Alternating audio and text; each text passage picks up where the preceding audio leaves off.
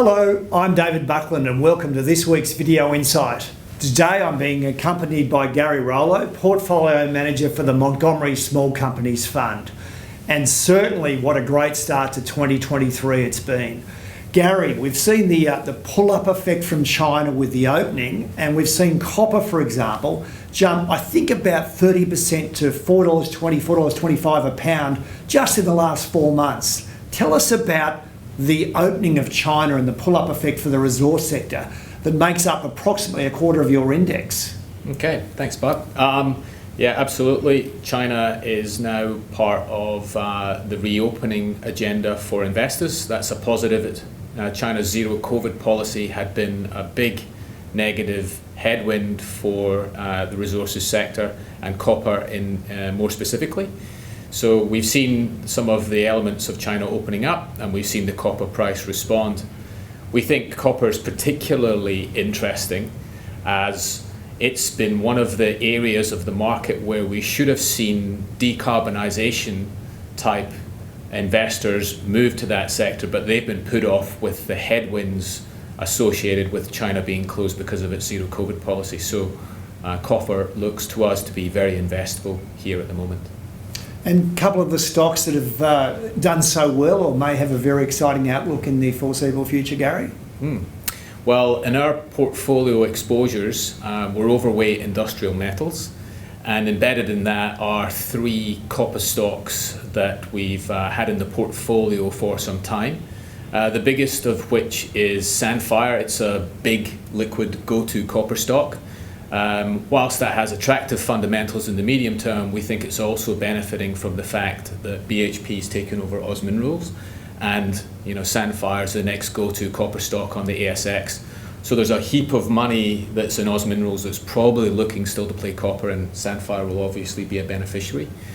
We also hold a high-cost copper miner in the portfolio. That's Aeris Resources. We know that's high cost, but it's got good growth and it's got a very cheap valuation in our view. It's had some tough times recently when the copper price has been on the nose, but in the environment that we see ahead, that particular stock we think should do quite well. And then we've got a more speculative position in the portfolio in a company called Rex Minerals.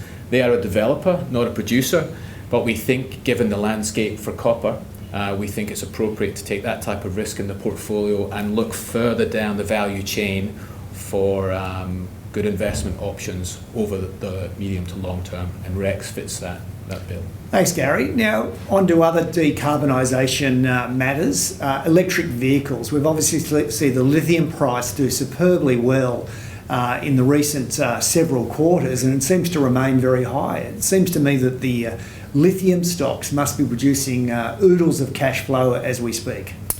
Yeah, that's absolutely right, Buck. They are cash flow printing machines if they are in production.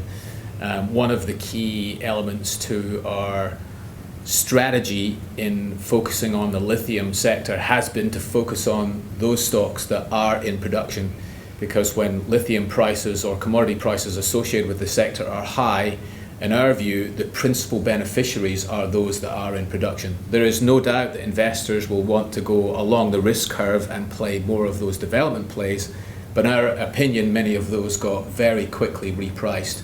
So we've tilted the portfolio toward the producers, and those high prices mean exceptionally strong cash flows, which alters the quality of the balance sheet optionality that these producers have to fund their own growth profile, and we think that story's playing out. Lithium prices remain strong, and therefore cash flows for producers remain very strong. And could you just name one or two of the producers that you own? We own 3 lithium producers in the portfolio. Pilbara Minerals, it's obviously focused on spodumene production, which is one of the intermediate minerals that goes into lithium chemical production. We also own the old Orocobre business, now called Allkem, AKE is the ticker. It produces lithium directly from brines.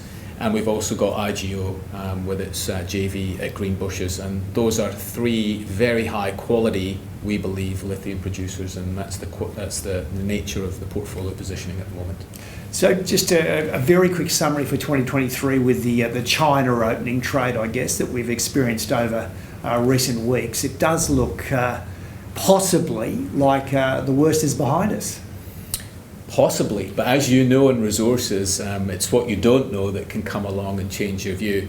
Based on everything that we can see just now, and learning from the events that we've seen occur, say for example in last year, when externalities come along and change the relative power of demand and supply in resources, you get significant price changes.